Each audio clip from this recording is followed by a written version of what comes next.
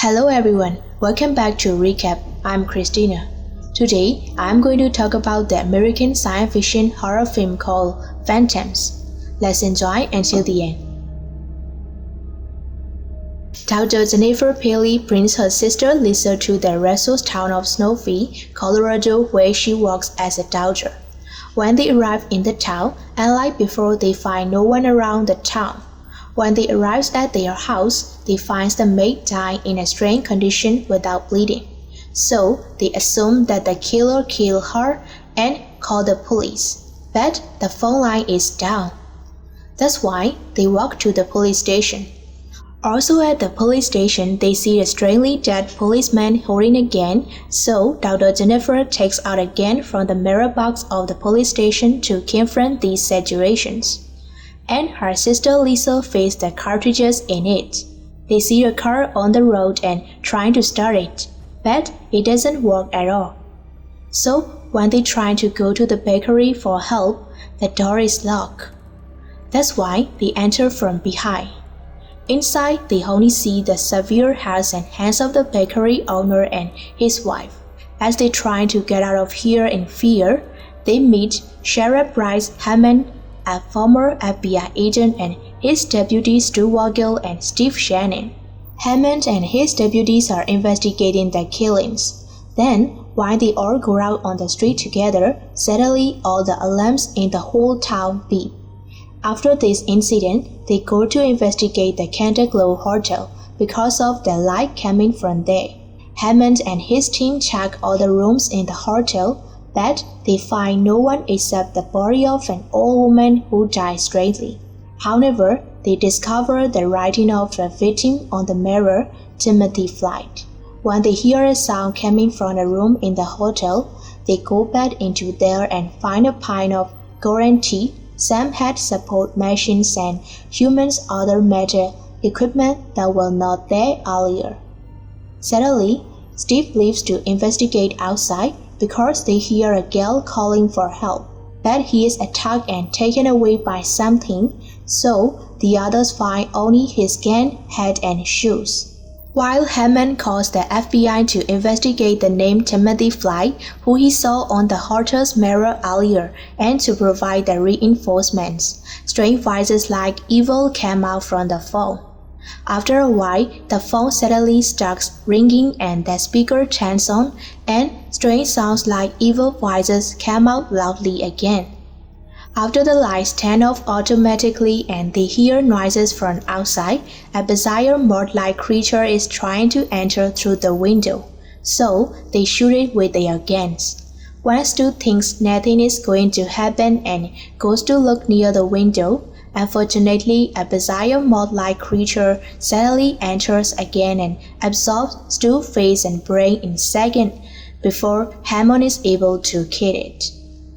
Moments later, as Dr. Jennifer and Hammond talk, Hammond tells Jennifer that he stopped working for the FBI because of the boy he accidentally killed during an FBI drug raid. Lisa encounters Stu while in the bedroom, so Hammond enters and investigates who is in there. But he finds anyone. They quickly return to the morgue and find his body and others' body missing. They wonder how these bodies got out of the locked room. Hammond tells the two sisters to leave town without him with his police car, because he must be there when FBI comes. But since they can't start the car, they open the front bonnet and they see that everything inside was damaged, as if it had been crashed by a press. Suddenly, they hear girls screaming for help and they go back inside because they know it's only persuasion to kill them. Hammond's FBI associate find and bring Timothy Flight, a British academic who theorized that town has fallen victim to the Asian enemy. They are soon joined by an Army Commando unit and a group of scientists led by General Copperfield, who has come to Snowflake. They, along with Timothy Flight, investigate the town. Since FBI and other teams arrive to their town, Lisa thinks that they will all escape from this bad situation. While one of their group is investigating in a church, they find piles of metal wristwatches, metal buttons, and other metal objects which Timothy says are undigested remains.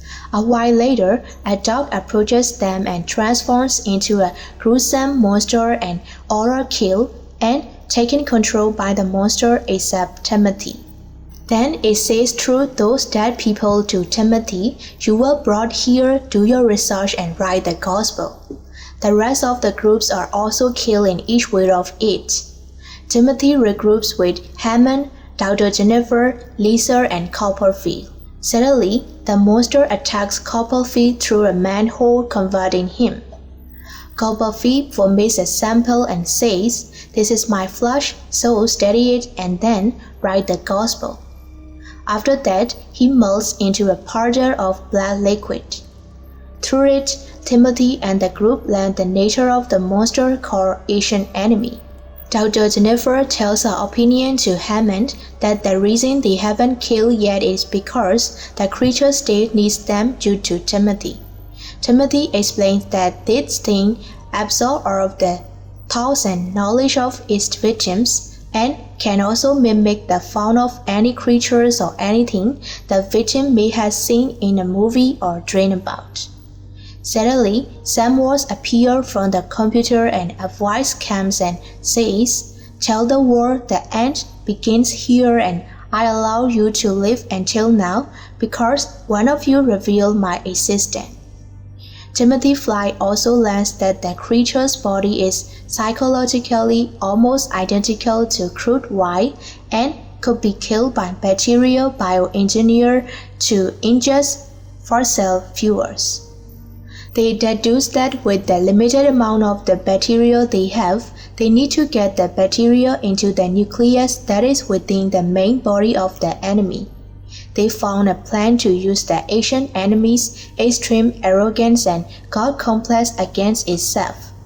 To do so, Timothy Fly acts as if he is standing against the group by revealing their entire plan to the enemy. In anger and believing itself indestructible due to being a god, it reabsorbs all the phantoms and then emerges from the sewers to assume a model mass form.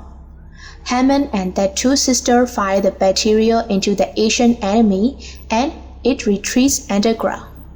Suddenly, the two sisters confront Stillwater's phantom as a gruesome evil monster. They run away in fear, but it still follows them, so they shoot it. However, it can't die, so Jennifer kills it with a gun containing the bacteria. While Hammond searches the Ancient Enemy in the underground, finally he finds it assumed as the form of a boy he accidentally killed during an FBI drug raid. When the boy grabs the last barrel from him, Hammond shoots at it to expose the creature to its contents. It dies from the bacteria. Though Hammond reassures Lisa and Jennifer that it is gone, with the former stating that townsfolk are at peace. Timothy Fly admits the Ancient Enemy did achieve its victory as he has decided to tell the world what happened with a book based on what occurred in Snowfall. Sometime later, watching Timothy Fly being interviewed about his book The Ancient Enemy, two bird patrons argue about the existence of alien life. Hearing louder nearby, the patrons tend to see Stillwater as he asks them if they want to see something interesting. Thank you so much for watching. Please click on the red subscribe button and press the bell icon. That way, you will know every time a new video is uploaded. See you in the next videos. Bye bye.